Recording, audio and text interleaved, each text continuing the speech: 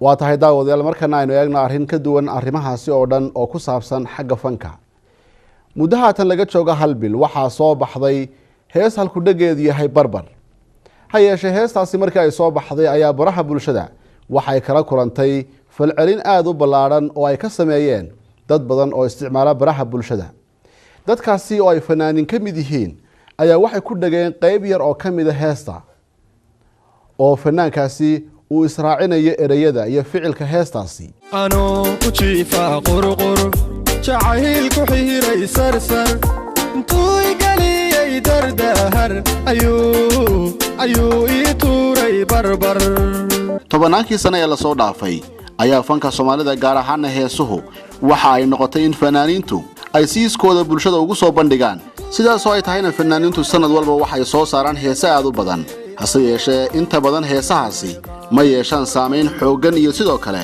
falcelin degdega oo dadweynuhu ay sameeyaan muddo haatan bil laga joogo oo dabayaaqada bishii Diseembar ee sanadkii hore ahayd ayaa fanaanka iyo sidoo kale majaajiliistaha loo yaqaan Cumar Saciid Cumar oo ku magac dheer Omar oo ku nool waddanka Canada waxa uu soo saaray hees erayadeedu ay laba dhacayaan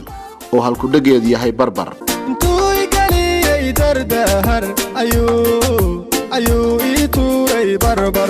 isla markii heestaasi haddaba ay soo baxday ayaa waxay la kulantay xamaasad iyo xiise gaara oo ay sameeyeen dadka heestani ay gaadhay ee isticmaala baraha bulshada falcelinta dadweynaha oo u badnayd muuqaalo ay iska soo duubeen iyagoo jilaya qaybo ka mid a heestaasi ayaa waxaa si weyn ay u qabsatay baraha bulshada waxaana dadkaasi ka mid ahaa fanaaniin haween dad caana carruur iyo dhallinyaro intubana waxay u muuqdeen in qayb ka mid a heestaasi ay soo jiidatay iyagoo markaasi ku luuqeynaya qayb ka mid a heesta oo odhanaysa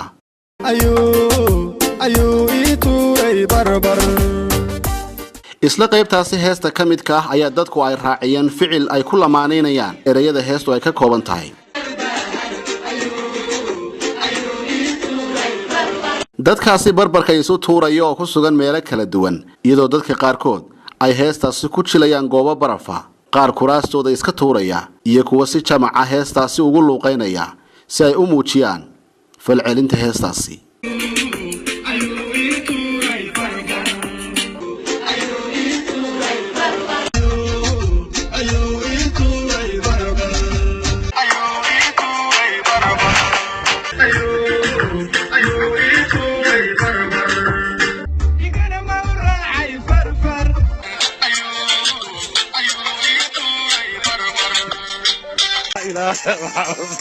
بربركاس هذا هو نوتر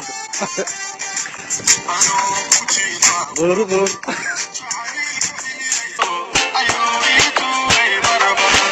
dadka heestani falcelinteeda ka qayb qaatayna waxa ka mid ah shaqaalaha safaaradda Mareykanku uu ku leeyahay magaalada Djibouti ee caasimadda Djibouti oo iyaguna arintaasi ay gaadhay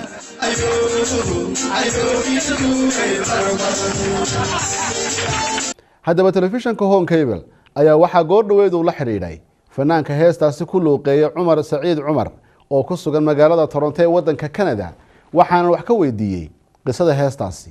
magacaygu waa Cumar Saciid Cumar oo ku magac dheer Omar heestan waxa sameeyay abwaanigu qaaliya Mawlid Xasan Curjin run ahaantii qisada heesta abwaanka garanaya laakiin anigu heesta waxaan u qaatay waa hees fani ah oo haddana jacayl ah sababta aan u qaatayna waxay ahayd markaygii hore intaan fanka soo galin waxaan ahaa comedian majaajiliste sida darteed baan heestan uga helay oo u jeclaaday una qaatay fanaan Omar ayaa markale telefishanka Home Cable waxa uu weydiiyay bal waxa uu malaynayo inay ugu wacan tahay falcelinta heestan ay kala kulantay shacabka run ahaantii waxaan isdhihi karaa ficil celinta dadka waxa keenay heesta oo ah hees unique ah oo aan la mid ahayn heesaha caadiga ah oo ah